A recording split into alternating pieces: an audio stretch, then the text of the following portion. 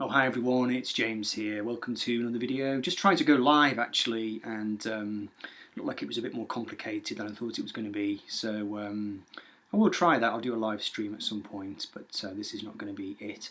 I'm using my MacBook Pro, which might be a bit slow. Hopefully it's okay. Yeah. Anyway, so I hope you're all okay. The Corona crisis continues to envelop the world. My place of work is now closed, so I'm working from home, and I've worked all morning and it's now 1:30, so I thought I'd show some records.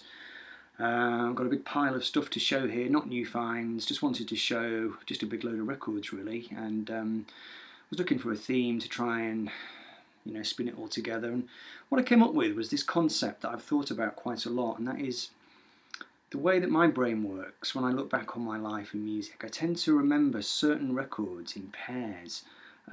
So just to explain what I mean by that, this is one that I've talked about before.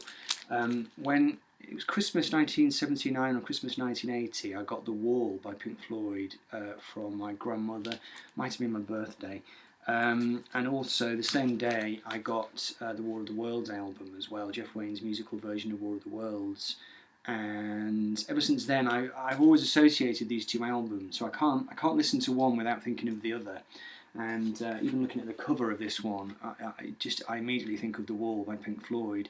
Now, of course, often this is purely because we perhaps spent a certain portion of our life listening to two particular records simultaneously. Maybe we acquired them both at the same time. Which makes sense. Or it might just have been because we happened to be listening to those two records. It's interesting that I can't do it for every important record in my life. There are certain albums, when I look back at them, I don't associate them at all with anything. Whereas others, and in fact others also, seem to come in little clusters. So I think of one record, and that makes me think of another couple, or three or four. So the ones I'm going to focus on are ones which definitely come as a pair in my mind. And the only rule I set for myself for this was that it had to be a completely effortless association. So I had to think of the record, and then if another record immediately popped into my head, then it went in the pile. If I had to think for a minute and think to myself, which record was I also listening to at the time, then I didn't include it. It had to be an immediate pairing. So I'm going to proceed chronologically, and I'd just be curious to know if anybody else out there is able to do this, or kind of would like to do this, or whether it's just the way my mind works. I don't know. Kiss Dynasty. I had this bought for me on the same day as I had this record bought for me. This is the Essential Jean-Michel Jarre. I apologise for the glare, but I can't be bothered taking these all out of the covers. I was sport rotten as a kid. My dad was extremely liberal, and even though he hated most of the music that I enjoyed, he would always buy me things. But it was quite rare that I would be given two records in a day.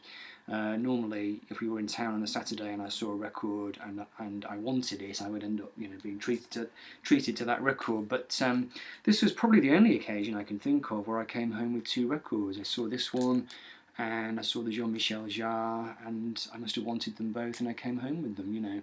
This was quite early in my Kiss fandom. I was kind of probably about 13, 14, something like that. Some might say that's an ideal age to be into Kiss. And the reason I wanted the Jean-Michel Jarre was that we'd been to my uncle's house a couple of days before, and he played us this record. And me and my dad had both enjoyed it, so maybe he just thought to himself that might be worth getting. But I've got a really clear memory of coming home anyway with Kiss Dynasty and the Essential Jean-Michel Jarre, and playing those two both together. Well, not at the same time as each other, but consecutively, I think is the word I'm looking for. Okay, now I suppose Christmas and birthdays, I tended to get records in pairs. This is one that really springs to mind. This was probably Christmas of 1983, I estimate, and I was given Madness, The Rise and Fall, which is the album that has Our House on it. And the same Christmas, on the same day, I had Hot Space by Queen. And the reason I got the Madness record was that the year before, my favourite boyhood band Squeeze had broken up, and I was absolutely devastated at the time. I decided that Madness were the next best thing, so I asked for the Madness record and I got it. And in fact, that Christmas morning, I think I had a new record player that morning as well. So I've got a very clear memory of dancing around my bedroom with my grandmother as Christmas dinner was cooking to the song Our House. But I also really strongly remember running upstairs to listen to Hot Space, and I suppose being fairly bemused by it. You know, the previous album to this had been The Game, which I'd absolutely loved. But you know, when you're a kid, you're quite open-minded. I didn't judge this record. I just listened to it, and I just got this impression of it just being very different and quite exciting and quite kind of like, oh, okay, you know, Queen are branching out and doing something new. That's quite cool. And you know, I was quite taken by the cover and all this. So there was always a great little period on Christmas Day when the Christmas dinner was cooking downstairs and the house is filling with the aromas of, you know, cooking meats and etc. And the grandparents are all there, and everything's exciting, and you've got a new record player, and you've got some new records to play. So you know, it's not surprising, I suppose, that I think of those two records in one breath.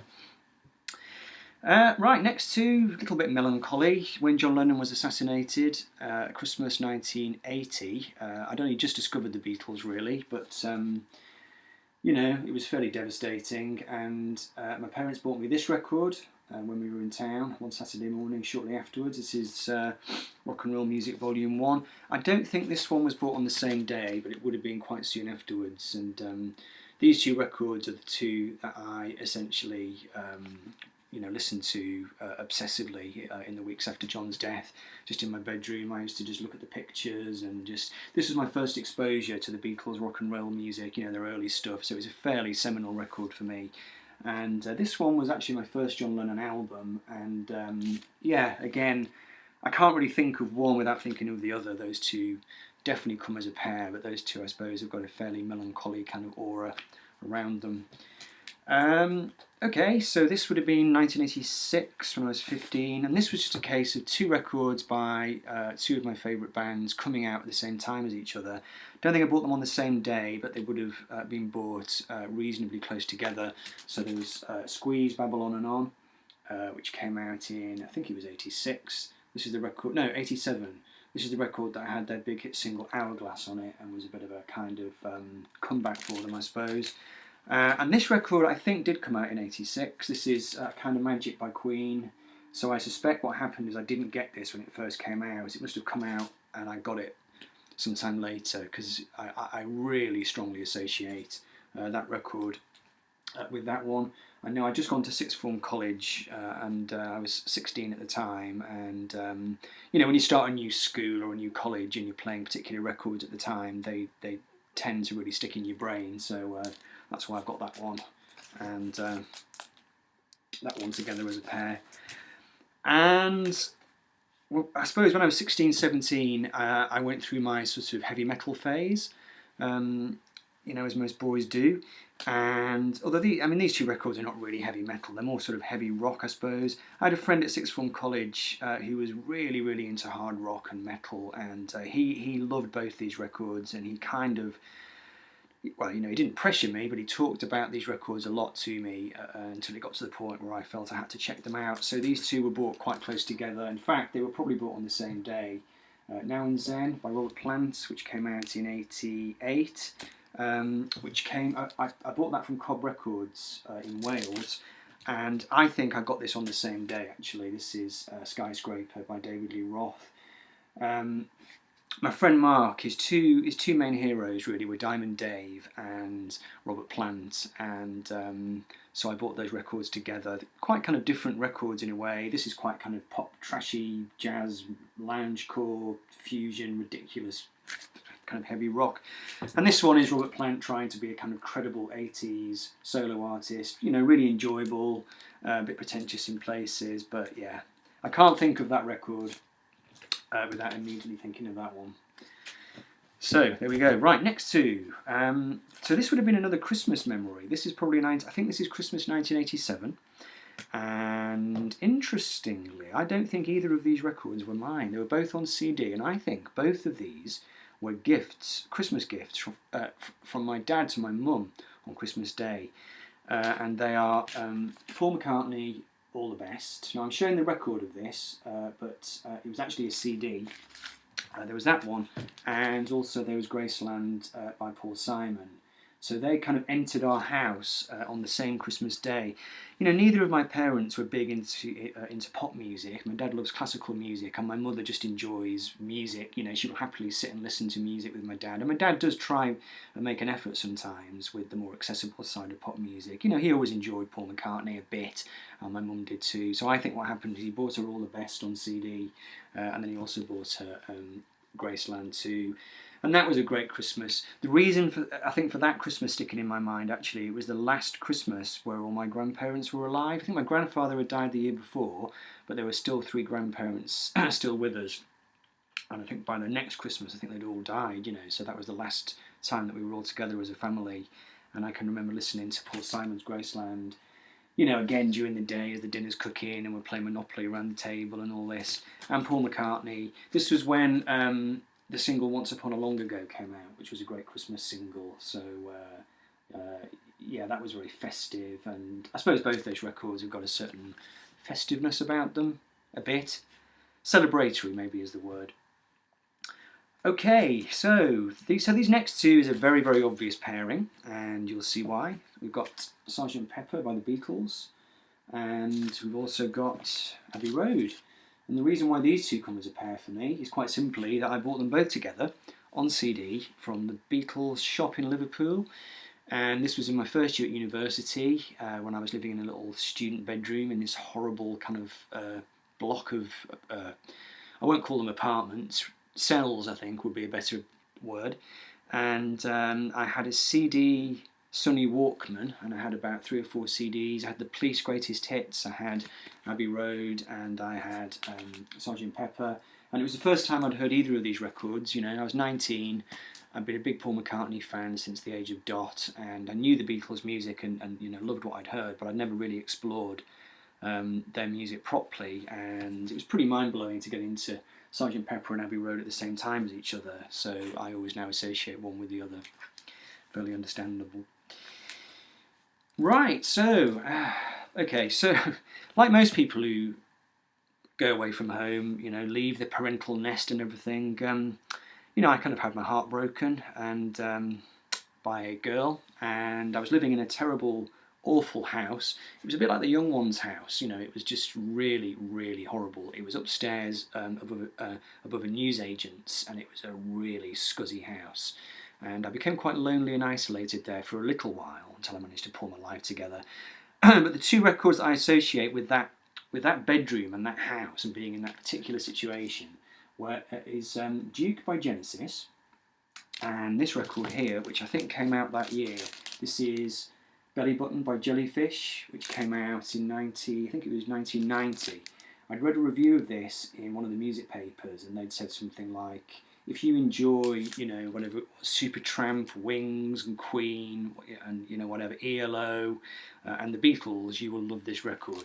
So, you know, being a fan of all those artists, I rushed out and bought it from.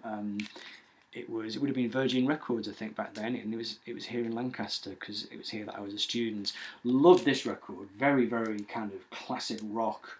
A little bit psychedelic, power pop, just great tunes, and all those influences. You know, the writer who wrote that review, he was absolutely on the nail with those influences. You know, all those great 1970s kind of soft rock kind of influences are on there. And the reason I was into Genesis at the time was that my then girlfriend, who I was having all these problems with, she played me Invisible Touch, which I really liked. So I decided to try and backtrack a little bit through their back catalogue. So I bought the Duke album again, and that would have been from the same shop as I bought the Jellyfish album. It would have been Virgin Records in 1990. So whenever I hear the music on this record, it makes me think of those times, but it also immediately makes me think of Belly Button by Jellyfish at the same time. Okay, so the next 2, that thing that you do when you're young and you've got lots of friends and you're constantly going out to people's houses and you end up rifling through their records. Well, this is what happened on this particular day. I'd gone round to a friend's house and there was a party, they had a big party, and I'd gone through into this guy's room because we were working on a project together, and he had quite a good little CD collection, and he had this album, which I'd never heard before, and he also had, so that's So by Peter Gabriel, of course, and he also had 90125 by Yes in his collection. and I didn't listen to much of them. I think I listened to the first song of each record. So I played Owner of a Lonely Heart, and I listened to Red Rain by Peter Gabriel, and I was quite taken by both of them. I mean, they're both very nice sounding 80s records with great production. This guy, Greg his name was, he was a sound engineer, and so he was very into kind of, sort of hi-fi music, and I don't think I was that. I think I knew who Yes were, and in fact, I might even have had the Drama album at the time, but I wasn't big into Yes. So that was quite a nice discovery for me. I bought it on CD shortly afterwards, and I don't think I knew Peter Gabriel's music at all. Really, I think I had the Trespass album by Genesis, but I might not have even put two and two together. And I bought this album on CD shortly afterwards as well. So yeah, I totally associate those two records with each other. Next to going to show a record and a CD for this one. This was Christmas 1991. I got the White Album by the Beatles. It was the first time I'd ever heard this record. And the same Christmas I got the CD Tripping the Life Fantastic by Paul McCartney. And the reason is a really good reason why these two records come together, and that is that Christmas I also got my first ever proper tape deck. I was quite late coming to the world of tape decks. I never really had one. So I remember that Christmas making compilation tapes for the first time, and I remember putting tracks from the White Album together with tracks from Tripping the Life Fantastic. I don't have those cassettes anymore, but I had this kind of weird cassette where it would go from a White Album track to a Tripping the Life Fantastic song. So of course those two albums are now indelibly connected in my memory, so that was quite a neat one. I've talked about this before. I had a friend at uni who was quite influential on me. He had much cooler taste in music than me, shall we say? Because I was still listening to Queen and Wings and everything. But he was good. He was kind of into all the modern bands like Throwing Muses and Violent Femmes and Talking Heads and R.E.M. and Nirvana. He was into Nirvana when Bleach came out. But he also had a lot of really good classic stuff. And in his bedroom, he had a really big tape collection. Because back in those days, people did have cassettes all piled up. He had a really big tape collection, and he would just put things on for me. We'd sit in his room, smoking and drinking, doing whatever, and he would put this music on. I'd never heard Bob Dylan, really. He played me that album, and I bought it on CD shortly afterwards. And he also played me this record as well. It might even have been on the same afternoon. This is Harvest by Neil Young. And this one, it took me a long time to get into Bob Dylan. I bought the CD of that, but I didn't like it for a long time. It took about 5 years, really. Neil Young, however, that really turned my head quite immediately. I'd never really heard anything like it before. The song A Man Needs a Maid made quite a strong impression on me, really. Because if all you've listened to is Bohemian Rhapsody by Queen and Live and Let Die by Paul McCartney and, whatever, a song like A Man Needs a Maid, it was a totally different kind of world. It was more adult. It was a little bit uncanny. There was something strange about it, very adult. I don't know, just a quiet song of heartbreak, I suppose, but with all those magnificent arrangements. So to this day, I always think of Bob Dylan, Highway 61 and Harvest. They both kind of come together in my mind. So thanks, Steve, for that. Much appreciated. Okay, we are getting there. Now, the next two, again, bought on CD, and this was after I left uni. This was a period when I was reading a lot of music magazines, and I can't remember what happened, but something happened in my mind to make me decide that I was going to properly get into music, stop being a part-timer, actually start listening to all the classic albums and actually start exploring the history of music. I have been doing it for a while, but I think I decided finally that no, I need to get to grips. So I probably looked at one of those lists that used to come up in Q magazine of the greatest albums ever, and I went down to my local record shop in Wrexham and I picked up copies of Forever Changes by Love. And I don't think it was the same occasion, but it was quite near to that time. I also picked up a CD of Pet Sounds as well. And when I look back, those two albums, they're quite... well, the Love one is quite difficult to get into. That did take quite a long time. Pet Sounds wasn't immediately accessible. I mean, I could hear that it was great. It did take a while for me to properly, for it to percolate and make me realise how great it was. But those two were an interesting pairing because they both shared a certain challenging nature, I suppose. They were both quite boundary pushing, and they were both, you know, you had to kind of meet them halfway. I still think of them very much as a pair, and they're both absolute classics, obviously, you know. Next to a very obvious pairing, but again, I bought them really close together. This is Beggar's Banquet by the Stones, which I bought on CD, and I think I'm fairly certain I bought Let It Bleed on CD, probably on the same day. This would have been in the mid-1990s. I'd never been into the Stones. I'd always been a big Beatles fan. The Stones had never appealed to me, but a friend was going to go and see them at Sheffield Don Valley Stadium. It was on the Voodoo Lounge tour, and her dad was driving. He was a big Stones fan, so I went, loved it. About the same time I bought the Victor Bockris biography of Keith Richards, and I absolutely loved that. That was a fantastic book, really, really good. So, you know, I think I just went out and thought, right, you know, I need to get to know the Stones music, and the two obvious ones to get were those two. I think I probably picked them both up on CD from the same shop. That would have been Phase 1 in Wrexham on the same day, and I've got a very clear memory of listening to those, you know, side by side each other. So now I associate them very clearly.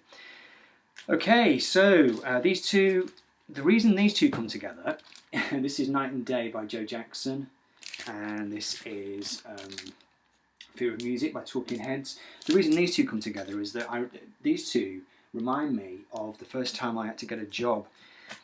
After I left uni, I signed on for a few years, and I was trying to get various careers up and running, shall we say, you know, in the creative industries. But it was slow work, and eventually I had to get an office job, and it was a really terrible office job. It was working for a bank, and I had to stuff envelopes with bills or something and send them off. I don't know. It was really tedious work.